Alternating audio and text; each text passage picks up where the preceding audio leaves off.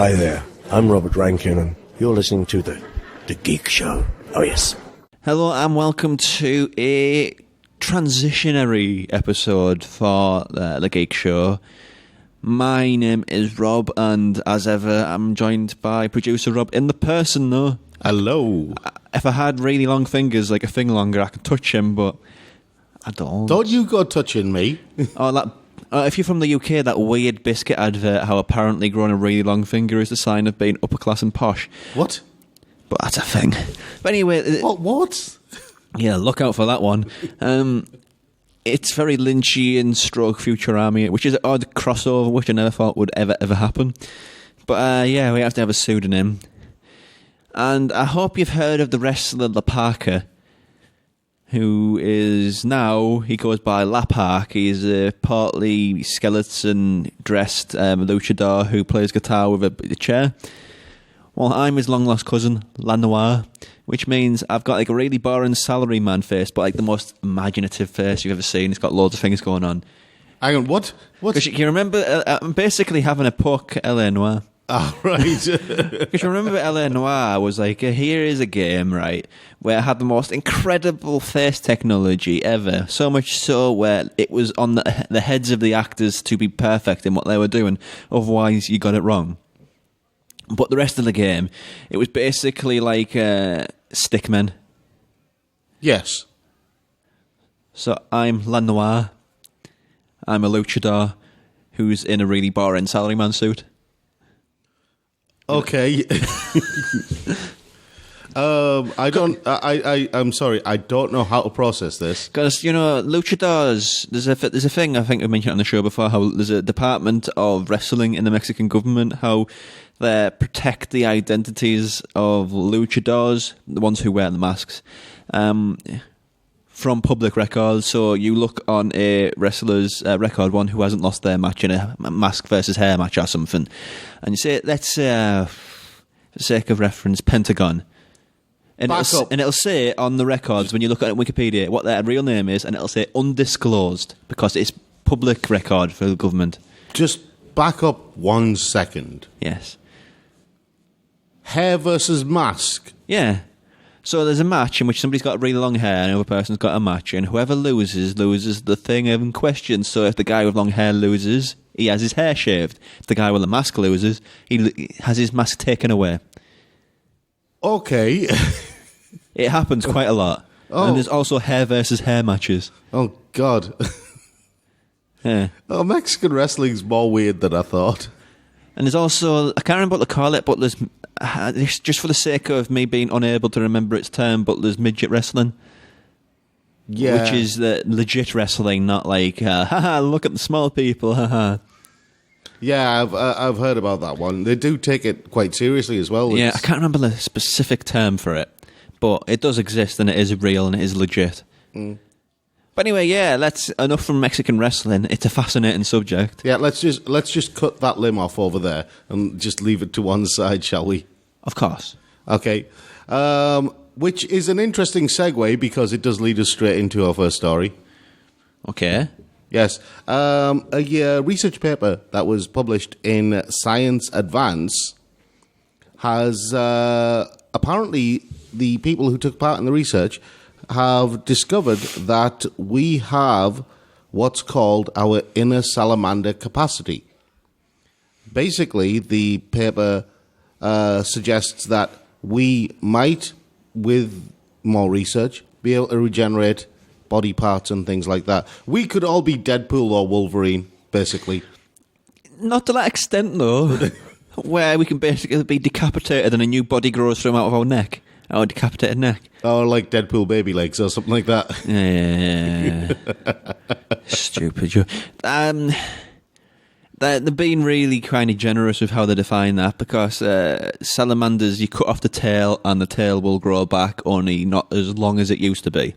Yeah, I mean, the research is only talking about like tendons and muscle tissue and stuff like that. So like, I know, you're in a Yakuza gang and you messed up, and they say, right, because you messed up, we're taking your finger.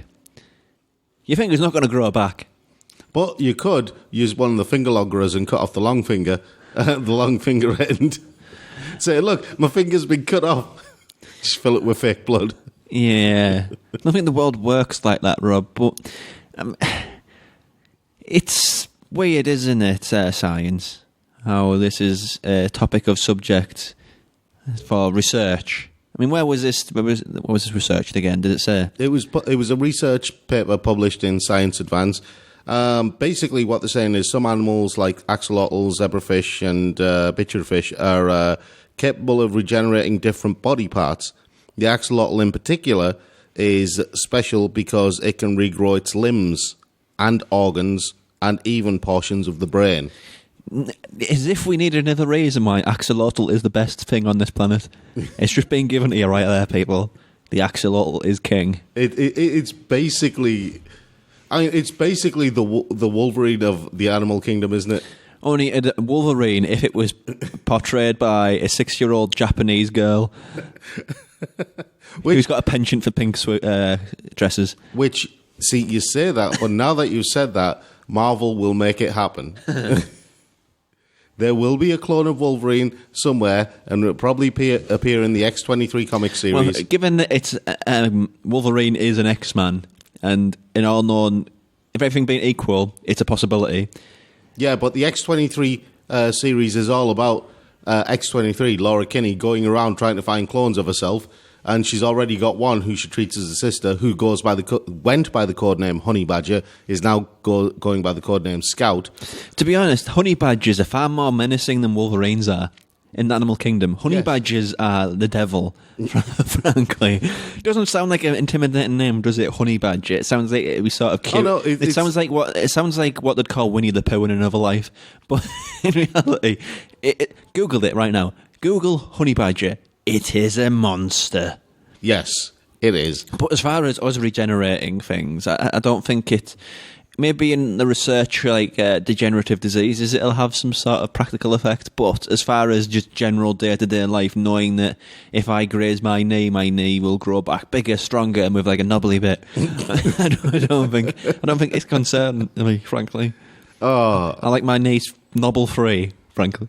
You don't want alien knees or anything like that? No. I mean, if there's going to be a queue for new addendums to the human body, I'm going to be at the back of the queue for knobbly knees. Prehensile tail? Depends what sort of tail you're talking about. We're not talking about Robot Chicken Michael Bay type. No. No. If you're talking about sort of like a third arm where I can, but coming out of the back of my spine, then yeah, I'll go for that. Oh, things just get weirder and weirder. Speaking of weird, right, Tom DeLonge. I think it's Tom DeLonge. Is it Tom DeLonge? Yeah, the most terrible pop band in the world. Not pop punk. Punk doesn't exist. It's either pop or punk. It can't be both. Just wait. Tom DeLonge, whatever it is, he basically is... a naughty boy. No, he's not this time. He formed a UFO research organization called To the Stars Academy of Arts and Sciences, or TTSA, right? Yes. That train in the background does not like that, does it? No. Anyway, other members of TTSA are former Lockheed Martin Skunk Works executive Steve Justice, which is a hell of a name. Yes, it is. And former Department of Defense Advanced Aerospace Threat Identification Program, AATIP or ATIP, official Luis Elizondo. They all played a role in the high-profile release recently of videos purportedly showing military pilots encountering unidentified aerial phenomena. Yeah, there's lots of ifs in this. Oh, no, hang on. And in the past few years, the group has also dropped repeated references to their possession of mysterious metal alloys. Here's the thing, right? There's two lines I want to approach this from. One, I think it's been historically proven that a lot of the things that were mistook for aliens were in fact research and development machines. They were flying, looking at different means of air travel. And people think, I don't know what that is, alien. And also, why is it that all the people are sort of really strong advocates about aliens, total nutters? See, you say that, but this takes a sharp left turn. Total nutters. Hang on, right? Nutter is Norving for tapped. These metal materials that they're talking about these metal alloys that they're calling metamaterials, which are apparently beyond current engineering technology. Well, TTSA have only just gone and been contracted by the US Army to research alien alloys. Oh, no. Only in Donald Trump's America could something like that happen. Oh, no. The acronyms are going to come hard and fast now, right? The group, TTSA group, have announced that it's entered a Cooperative Research and Development Agreement, or CRADA, with the US Army Combat Capabilities Department Command, or CCDC, to advance TTSA. I'm not picking on Donald Trump because I'm making some sort of political point. I'm just saying his time as President of America has been weird. And this is just a tip of the weird. Listen to literary loitering on this network, just like an inkling of the weirdness that's been rotating around him. Oh, God, yeah. Giant planetary faces and everything. Yeah, weird time. But this, I mean, I've said in this show numerous times, I'm not an arrogant enough person to believe that the only thing out there in existence, the only planet out there in existence that has life, intelligent life on, is ours. Because that is beyond arrogant, frankly. Obviously, there's something else out there. If we exist, something else exists. It's the sheer law of averages. Unless all known realities, unless we're the last planet standing. Our great dinosaur ancestors went off on a great space war and killed all the other planets. And then one of the other planets thought, we're not having this. So they sent their doomsday weapon. They sent their doomsday weapon to attack this. The planet that destroyed them, and that doomsday was the thing that destroyed all dinosaur life on this planet. So we started again from zero. It's basically right. Basically, what I'm suggesting is, what was that name that Douglas Adams thing? Hitchhiker's Guide. Yeah. Basically, I live in Hitchhiker's Guide, where the idiots at the end of the galaxy who doesn't know the galaxy's ended. What was I talking about again? Kind of went off on a tangent there, didn't I?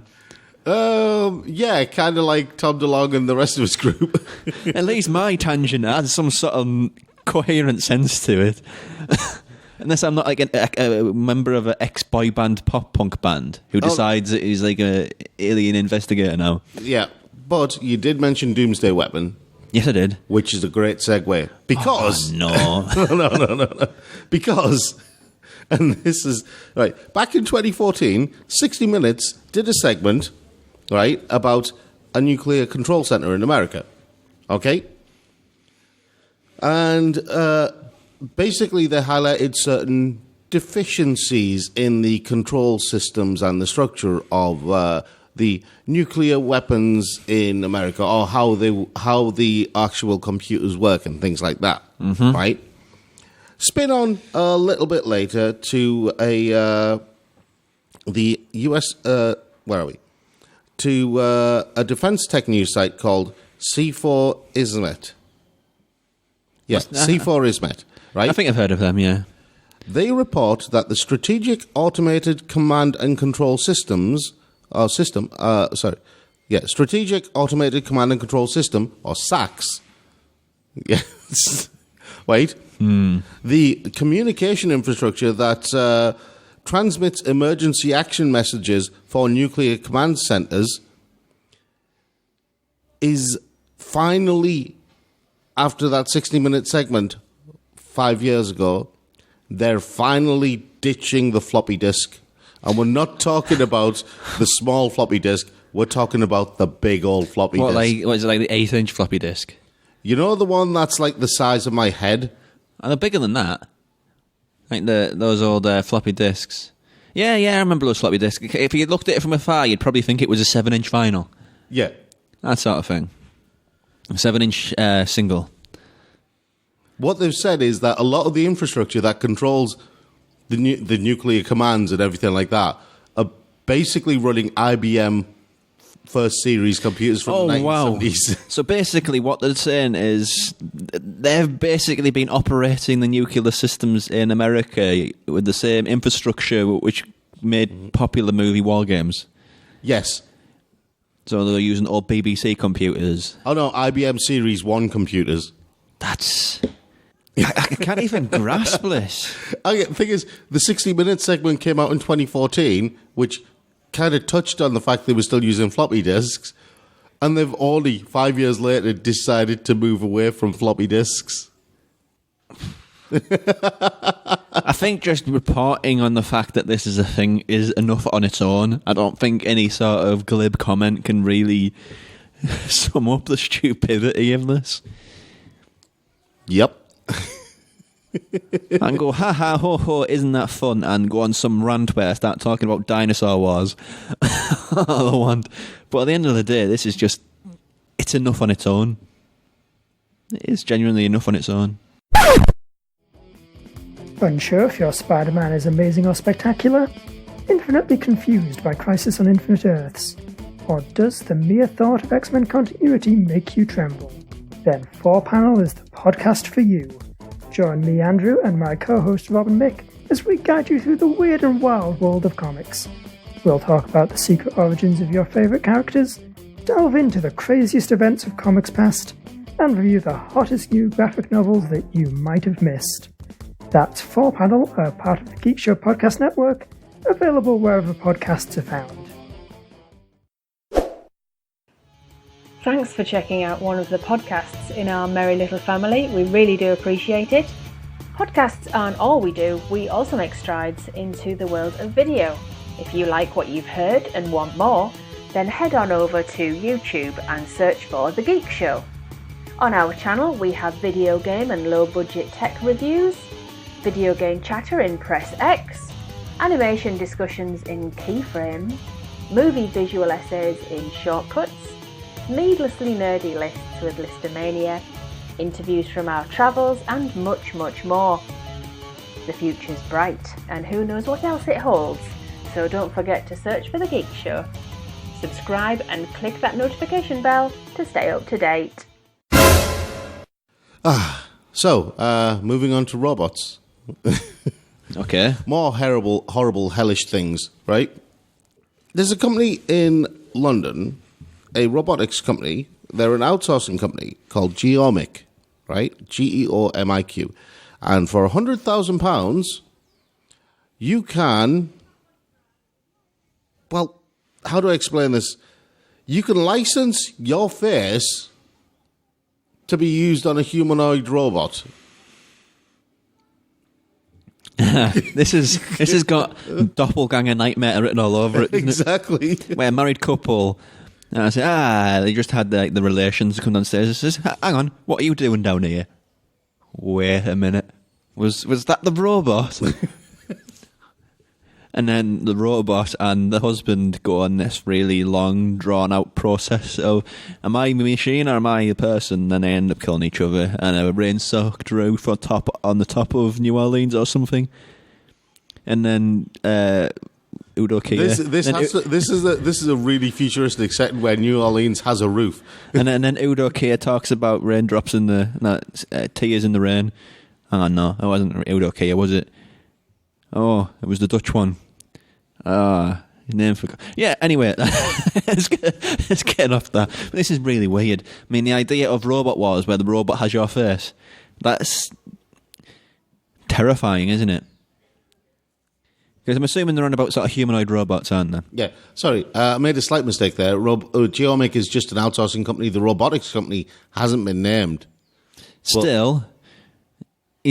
am I assuming the robots will have humanoid features, so it's not like a toaster with your face on it, because... Yeah, yep, the robots will.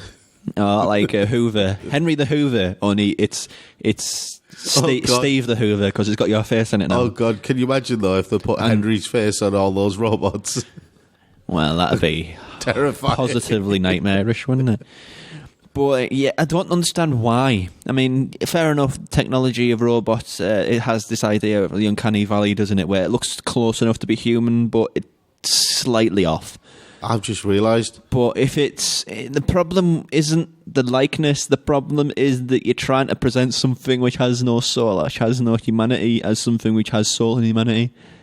Yeah, it's like looking at Fern Cotton. I was Fern Cotton's like a very good imitation of a human being, but she's not one. But no, I was literally about to say, people like Fern Cotton and Danny Dyer have £100,000. They could afford this. No, I think that happened before, Rob. They are already the robot doppelganger. Because neither of them have any humanity or soul. You look into Fern Cotton's eyes and all you see is a deep dark void of nothingness. Is she like one of those dolls where if you lay it flat, it closes its eyes, but if you stand it opens its eyes? Yeah. And she's got to draw. She's like that character from Toy Story 4. Yeah, I can't remember Toy Story 4 very much. But yeah, this is a bizarre story. I mean, I don't understand. I mean, somebody who wants a robot. I mean, personally speaking, if I wanted a robot, let's just say the hypothetical future where the idea that we'll have robot assistants, robot butlers, robots that do things for us in sort of like a person-to-person thing. The idea that has been floating around where it's suggested that work isn't going to be of the future. People aren't going to work in the future. I don't know if you've heard that. So the idea of the people who help us, the people who do stuff, do we want them to look like us, or do we want them to look different enough from us so we have some sort of detach? See, because personally, I want them to look like robots because I don't like the idea of something that looks like us but is completely different. It's too... See, this is where weird. This is where it gets strange because you have movies where they have the humanoid-looking robots. I mean, the robots still look like robots, but then they're always... Then it's androids, isn't it? Androids come into that too. Thing is, they're always kind of nightmarish scenarios. But the movie that I want to touch on, where it posits a very different idea, is Bicentennial Man. See, I really have a spot... humanoid, but not. No, but the thing is, I have a really soft spot for that movie because it actually looks at the whole robotics thing from a completely different angle. You have a robot who's basically become self-aware. It does look like a person. It does have a humanoid-looking face, but it's roboticized. It's very roboticized. It's a very roboticized Robin Williams. But what I love about that movie is that it has a very gentle approach to this whole idea of a robot becoming human. It's not aggressive. It's not in your face. Yeah, there's not enough of that, is there? Exactly. It's basically positing an idea that there could be a peaceful transition, that robots, if they become self-aware, could want to be like us. And there may be a process for that's very pacific, that's very peaceful for that. It'd be the humans pushing back against the robots, not the other way around. Humans pushing back against something which isn't their fault. Say it so. They've never done that before. Yeah, I know. But yeah, it's bizarre. I mean, frankly, I want my robots to look like robots. The idea of a robot, because you could potentially have a robot of yourself. Yeah, I know. I could not find a more creepy thing. I'll be honest, I would be more terrified of... Because imagine you're sat eating your cornflakes and somebody walks in the room wearing your face. How scared would you be? I wouldn't be scared. I'd just be thinking, crap, more trouble. Isn't that scared, though? No, because I'll be looking at the face on the robot and going, I can get into enough trouble by myself. I don't need someone else with my face running around. Or would it be like that scene from the end of Scott Pilgrim where it's supposed to be like the evil twin, but they end up becoming besties? Yeah, it would be like that, wouldn't it? You know me, right? Okay. If it was a robot with my face, the first thing we'd do is have a good old natter, right? Play some video games. What I'm more terrified of is, Boston Dynamics had that big proto-Cylon type thing. Wasn't it that dog that could run 30 mile an hour and throw breeze blocks? Not the dog. The big one that looked like a proto-Cylon had the flashing red light. Vaguely. Yeah. That I'd be more terrified of. If something like that walked in with just a flashing red light. Hey, it's like a question here, isn't it? I mean, it's probably not one for our podcast. I mean, what should a robot look like? Should it be humanoid? Should it be robotic? Which is interesting. It's an interesting debate, I think. Yeah. Yeah. Anyway, moving on to the Ukraine. Of course. Natural segue. Anyway, the Ukraine seems to be going through some hard times because of what's going on with Russia, but we're not going to go into that. What we are going to go into is Chernobyl, the radioactive reactor Chernobyl. They've opened it to tourists. People have been going there for a long time. Yeah, but I mean, as a tourist hotspot, quite literally. Yeah, didn't like the people who, lots of people who lived there and were present nearby when the reactor blew, didn't they get horrible cancer and pass through generations? Yeah. But now they're opening it. And it's not been cleaned up either, has it? Not properly. No. Why would you want to go to that? I know there's a thing called, I can't remember the term, I think it's called disaster tourists. Is that the right term I'm thinking of? Yep. Where they go to weird places where really bad, say, natural disasters or man-made disasters or just nasty stuff happened.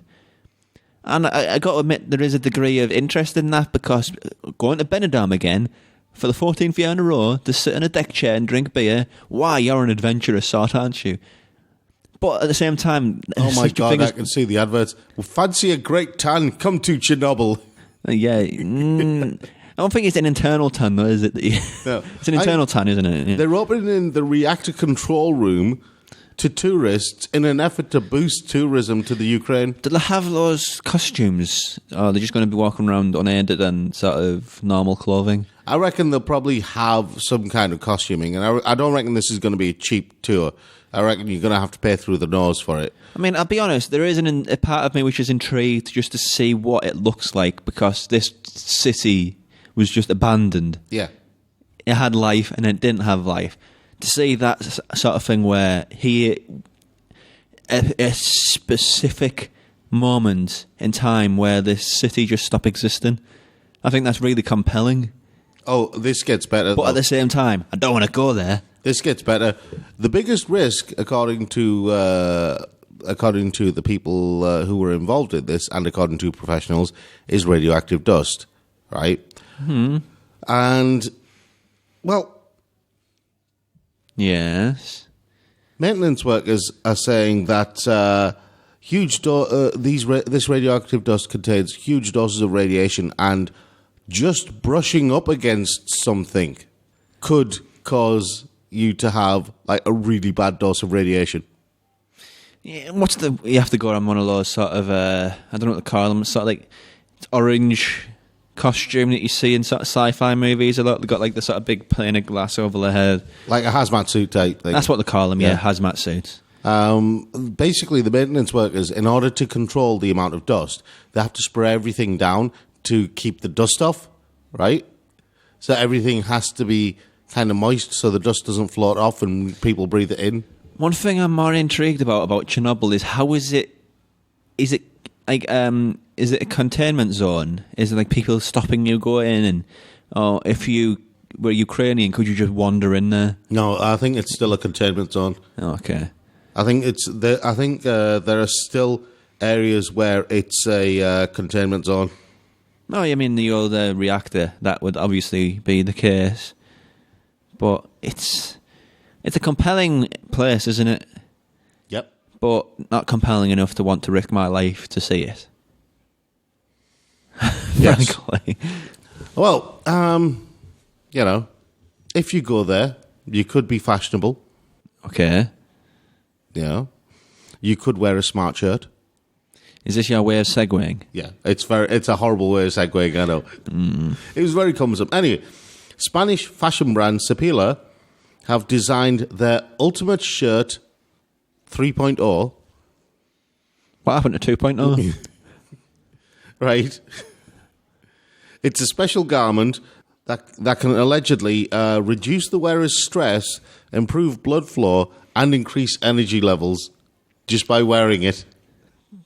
I think that asks more questions and gives answers, doesn't it? See, here's the thing. Apparently, it's bioceramic. It can prevent far infrared. It prevents stains. It doesn't get wrinkles. It's odor-free. It has a stretching capability, max stretch they call it. It's breathable. You don't get sweat patches. It's easy to care for, and it's sustainable. How much is it? Probably a lot, given that. You see, I'd rather have a lot of T-shirts and just go through them than one T-shirt which, I don't know, can pick up Wi-Fi on it. Yeah, and you get Bluetooth radio through the nipple part. I don't care. Yeah, it's $98, €89. Well, that's not as much as I thought it would be. Yeah. But still, not really worth it, is it? I mean, it's a gimmick shirt. Well, here's the thing. If it does all those things, does that mean you have to wash it? No, it suggests that you don't need to, which is kind of nonsense because no matter what you're wearing, if you are sweaty, what you're wearing is going to pick that sweat up. Oh, no. It's got bioceramic nanoparticles in the thread that goes to make up the shirt. I just dispute the science of this. Because you can test it all you want, but until you've got the sweatiest person in the world, you don't really know what it's capable of. I don't know. These bioceramic nanoparticles are apparently... Sorry, I got it wrong when I read the far infrared. It doesn't prevent far infrared. It produces far infrared, which is also emitted by the sun. So by wearing it, you are also wearing the sun. Spanish. Well done, Spanish. You really contributed to the world of fashion there. Yes. So, anyway, we're on to our penultimate story. And everybody loves ice cream, don't they? Not everybody, but go on. Okay. What's the weirdest flavour of ice cream you can think of? Or the weirdest popular flavour, I don't know. There's lots of weird flavours in Japan. They make a big deal out of that. I think I remember hearing that seaweed flavour ice cream is a thing in Japan, if I recall correctly, which is fairly weird. Yeah, it's not as weird as this. Go on. Over in Ecuador, all right, or in countries like Ecuador, Peru, and Bolivia, an Ecuadorian woman has been getting a lot of attention, and apparently it is an extremely popular flavour. She's been getting a lot of attention for her guinea pig flavoured ice cream. Oh! No! What does guinea pig taste like? I don't know. You can't eat a guinea pig. Have you seen a guinea pig? They're adorable little things. Oh, no. No. I don't like this story, Rob. It's a bad story. My sister had a guinea pig when she was a kid. There's not much meat on it either. Imagine it tastes mostly of fur. I don't know. Apparently they do eat guinea pigs in certain parts of Ecuador, Peru, and Bolivia and places like that. Yeah, I know. Like where there's like some level of deprivation, they've got to eat what animals are hand, haven't they? Yeah. You can't have like quail in a place where you're like really severely depriving people of disappearing from the country to have a decent life. You have to eat what you have to eat. But still, guinea pig ice cream. I mean, I'd assume it just tastes like vanilla meat, really. Like, I don't mean that in a literal sense. Most meat seems to taste like chicken. Except for the meat that doesn't taste like chicken, like pork or beef. Pork, beef, gammon, stuff like that. Yeah. So, on my list of things to do before I die, gammon-flavoured ice cream is not on the list. I mean, some people are living that lifestyle of being a gammon ice cream, but that's a different story altogether. I mean, Piers Morgan is the king of the gammons, and, you know, he needs a bit of ice cream to cool down. Yeah. That's my listen for today. Yeah. Have some ice cream, Piers Morgan, and stop being such a gammon. Yes. Anyway, final story. And this involves Andy Serkis. In one of his most challenging roles ever. That's a statement. He does a lot of challenging stuff. Oh, this one's brilliant. Kind of. Okay. Right. See, you know the Fatberg? You know that giant clump of fat in the sewers of London? Oh, right, yeah, I've heard of that. Well, what is it like, things that they've, like, those little sheets what you wipe your face with that have, like, microplastics in, people flush them and they can't biodegrade, so they just clump together. And in certain parts of the London waste system they've just sort of glomped together to create this big old horrible thing that just blocks the tunnels. Yes. Well, Andy Serkis is now the voice of the anti-Fatberg campaign. Okay. Right. And they've done an advert. Okay. This advert will be in the link below this show. Super soft plushies. They're soft and plush and easy to flush. Hello. I'm an arsehole. But then we're all arseholes now and again, aren't we? Like when we flush wet wipes down the toilet. Every year, a whopping 93% of London sewer blockages come from wet wipes. It's important to take care of your arsehole and the arseholes of those you love. But afterwards, please don't throw wet wipes in the toilet. Be a good arsehole. Put them in the bin. See what you can flush at beagoodarsehole.com.